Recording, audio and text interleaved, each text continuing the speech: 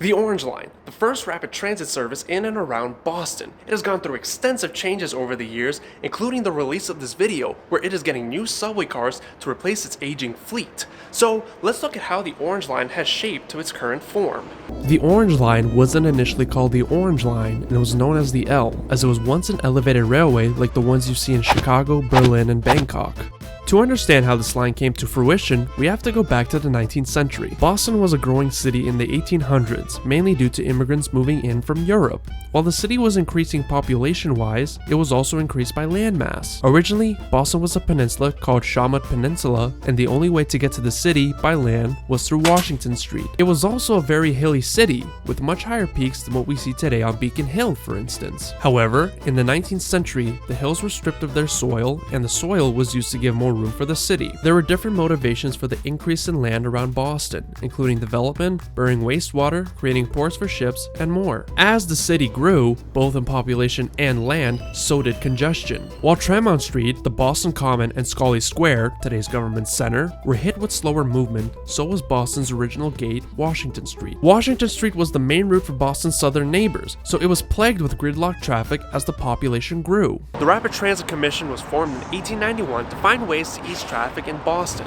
One of the few suggestions they had was to run an elevated railway from the south of Boston and Roxbury, running along Washington Street and end somewhere north of the city. In 1894, city officials drew an act to create this elevated rapid service, as well as plans for subway lines, and established a private company called the Boston Elevated Railway, or BERy for short, to create this new elevated railway. Public opinion on the elevated railway was mixed. Folks living outside the dense areas of Boston were okay with having an elevated line, as it was a faster means to get to and from downtown. Meanwhile, folks living in downtown did not want elevated trains. Reasons were associated with New York and Chicago's already existing elevated railways. They looked ugly, they were very noisy, they were going to block out the beautiful sky, and, in New York's case, Bostonians did not want steam engines spewing ash and debris all over the streets. I think Bostonians in general just hated steam engines. Because of these complaints, compromises came with the design of the elevated line. In the proposal, elevated sections ran on the outskirts and around the dense part of the city, while an underground section went through the urban core.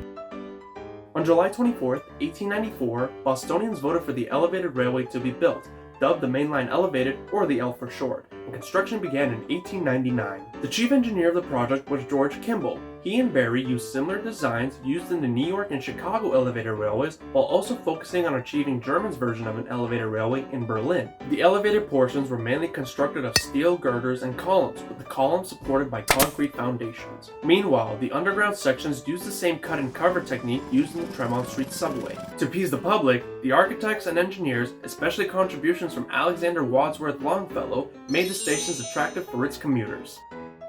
At the beginning, the L ran from Sullivan Square in Charlestown, going through the heart of Boston and ending in Dudley Square, now called Nubian Square, in Roxbury. The original setup was built into 4 sections. The first 2 sections, the Charlestown Elevated and the Washington Elevated, began operating on June 10, 1901, and the third section, the Atlantic Avenue Elevated, began operating on August 22nd that same year. The fourth section was the Washington Street Tunnel, but that opened on November 3, 1908. While the Washington Street Tunnel was being constructed, the main line operated on a portion of the Tremont Street Subway by utilizing the outer tracks from the Canal Street Incline all the way to the Pleasant Street Incline. Because the elevator utilized the outer tracks of the Tremont Street Subway, trolleys did not operate the Pleasant Street Incline and did not have a direct connection between the west and north end of Boston Subway between 1901 to 1908. When the Washington Tunnel did open in 1908, the Pleasant Street Incline and the outer tracks of the Tremont Street Subway went back to trolley use. Let's look into more detail about the original 4 segments, excluding the Tremont Street Subway usage,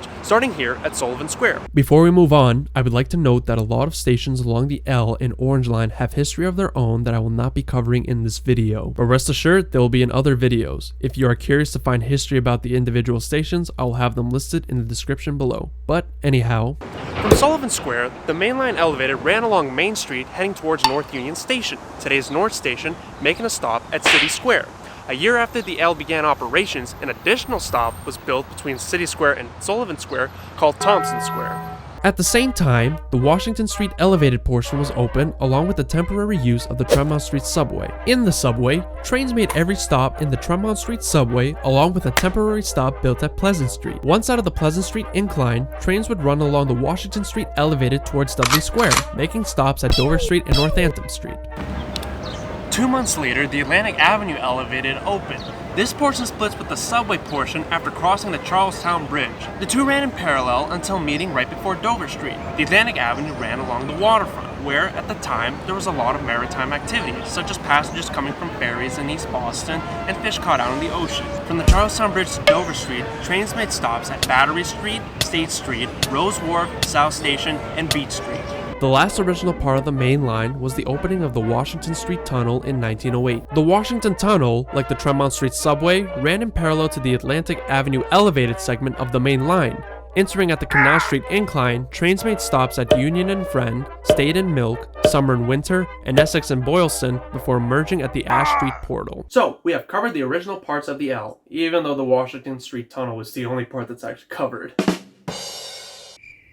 Boo! You suck! The L had changed over time, the first being an extension along the Washington Elevated from Dudley to Forest Hills. Construction began on May 2nd, 1906, and the extension began operating on November 11th, 1909. Stops from Dudley to Forest Hills were Eggleston Square and Green Street. Forest Hills was aligned with Arbor Way, an important streetcar hub. The station was also paralleled with the New Haven Railroad. The New Haven Railroad had local train service between Forest Hills and South Station, but the Elevated proved to be more popular. On March 15, 1919, on the Charlestown Elevated, the L extended to Everett from Sullivan Square. Originally, however, the Elevated was supposed to run towards Malden, and the Everett stop built in place was only temporary. However, Malden residents did not want the trains to run above the streets, as they would cause noise and other disruption. Rather, residents wanted trains to run underground. But because the project would have costed more to have tunnels rather than the overhead tracks, the line was never extended, thus leaving Everett as the termination point. Well, what about the Atlantic Avenue Elevated? Well, it was a useful service from 1901 to 1904. However, in 1904, the East Boston Tunnel opened for trolleys to run from East Boston to the heart of the city. This caused a huge dip in ferry ridership, rendering the ferries useless. At the same time, there was a lot less maritime activity happening. Service use varied along the Atlantic Avenue Elevated, with either having through service from the north to south and vice versa, or having loops such as trains going from the Washington Street Elevated to the subway, then running along the Atlantic Avenue Elevated before heading back along the Washington L. But for the most part, after 1919, the Atlantic Avenue was used as a north-south station shuttle, and on July 4th, Whoa! America! Dude, I'm in the middle of something! On July 4th, 1919, Beach Street closed. Earlier that year, the Atlantic Avenue was damaged during the Boston Molasses disaster near BERy Street. There was also an accident along the Atlantic on July 22, 1928, when a northbound train crashed into the abandoned Beach Street station. The driver had gone too fast along a curve, causing the train to derail and killing 2 people. By October 1st, 1938, service along the Atlantic L stopped entirely, and in 1942, to help the military during World War II, the Atlantic Avenue Elevator was scrapped for its metal. After the Atlantic Avenue was taken down, the L ran between Forest Hills and Everett for over 3 decades. By 1947, BERy was converted from a private company to a public transit agency known as the MTA. While commuters were pleased with the rapid service, residents and businesses along the elevated portions were not too happy. Much like the Malden residents' concerns, folks did not like the noise coming from the L and the block Skyview. For those living in Charlestown, the elevated seemed to lose residents. Since the time it began operation, the neighborhood lost 50% of its population by the 60s. But I mean, why would you get rid of such beautiful infrastructure, even though it was rusting out for being close to the ocean? Like, look at Sullivan Square. It is an amazing station. You have streetcars going up to the elevator so people can transfer directly. It's not as if those streetcars are gonna magically disappear one day and over time be replaced by bus services where you only have 5 trolley routes today on the MBTA.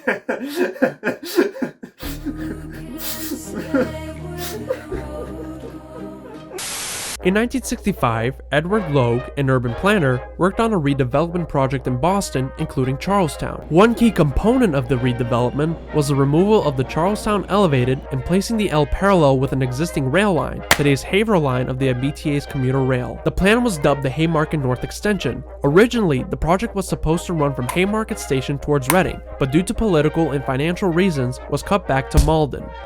North Union Station, which by that point was renamed to North Station, was converted from an elevated stop to an underground station. From North Station, trains ran under the Charles River and surfaced next to the Bunker Hill Community College. Once on the surface, trains would make their way towards the railway and run in parallel until terminating at Oak Grove and Malden. By August 26, 1965, when the MBTA took control of public transit from the MTA, the L was renamed to the Orange Line. Construction for the Haymarket North Extension began on September 22, 1966, and by April 7, 1975, Community College, the station located next to Bunker Hill Community College, opened, and on the 17th of that same month, the new North Station Underground stop opened. Throughout the year, other stations opened. Starting from Community College was the new Sullivan Square Station, Wellington, and Malden Center. The old elevated railway, on the other hand, closed permanently on April 4th of that year. Finally, on March 19, 1977, Oak Grove opened, completing the project. In 1975, the MBTA had also worked on keeping the Washington Elevated from deteriorating as it was showing its age. While the Washington had required work and maintenance to have kept it afloat, it too garnered dislike from residents and businesses. Instead of having the elevated section, the MBTA looked at the construction of the Southwest Expressway. Originally, the expressway was to go quote-unquote around Boston by first going through Reedville, Roslindale, Forest Hills, and Jamaica Plain before connecting with the then proposed Inner Belt. But locals protested against the Commonwealth from having this highway built. For one, it was demolishing houses and businesses along its way. Luckily, residents were able to win against the state. However, there was still an unused trench in place in need of filling. In the original plan, the Orange Line was going to run in the medium of what would have been an 8-lane highway, but instead was redesigned to be on one side of the corridor, while trains from Amtrak and the MBTA's commuter rail ran on the other side. Work for the alignment began in 1979 and finished in 1987. Trains ran from Chinatown, Essex, the renamed Essex and Boylston stop, to a new portal that runs in parallel with the Mass Turnpike and today's Worcester Line, making their way to Back Bay South End Station. From there, the line ran along the new alignment and ending at Forest Hills. On May 1st, 1987, the Washington Street Elevated closed, and 3 days later, the Southwest Corridor for the Orange Line began operation. Forest Hill Station is in a slightly different spot than the original terminating point. However, the Southwest Corridor is further away from Washington Street by about half a mile. With the rapid transit line being moved away from the convenience of those living and working along Washington Street, the MBTA made a promise in 1973 to provide an equal or better service along the street. But that promise would only turn into something so hideous and unwelcoming. I have trouble sleeping at night because of it. No! We are not dealing with this today! This does not deserve to be in this video! This belongs to the Orange Line! Moving along! The new alignment had an underground stop after Chinatown, Essex, called New England Medical Center South Cove. The line then surfaced to make its way to Back Bay South End Station. The rest of the line ran along the Southwest Corridor towards Forest Hills, making stops at Massachusetts Avenue, Ruggles, Roxbury Crossing, Jackson Square, Stony Brook, and Green. The Orange Line had gone through renaming some of its stations over time. On January 23, 1967, Summer and Winter was renamed to Washington. State and Milk was renamed to State on the 25th, and on the 26th, Union and Friend was named Haymarket. On February 11th of the same year, Essex and Boylston was renamed Essex. In June of 1985, Washington was renamed Downtown Crossing, Washington. Once more, in 1987, Downtown Crossing, Washington was just Downtown Crossing, and Chinatown, Essex was just Chinatown. Additionally, New England Medical Center South Cove was renamed to Tufts Medical Center when the medical center went through a name change, and at some point, Wikipedia and the Boston Transit Map do not show, Back Bay South End was just Back Bay. Finally, on September 2, 2014, Assembly opened as part of the Assembly Square redevelopment project in Somerville. This stop is located between Sullivan Square and Wellington. This concludes the history of the Orange Line, minus its rolling stock, but we'll cover that in a future video. Other than that, next stop,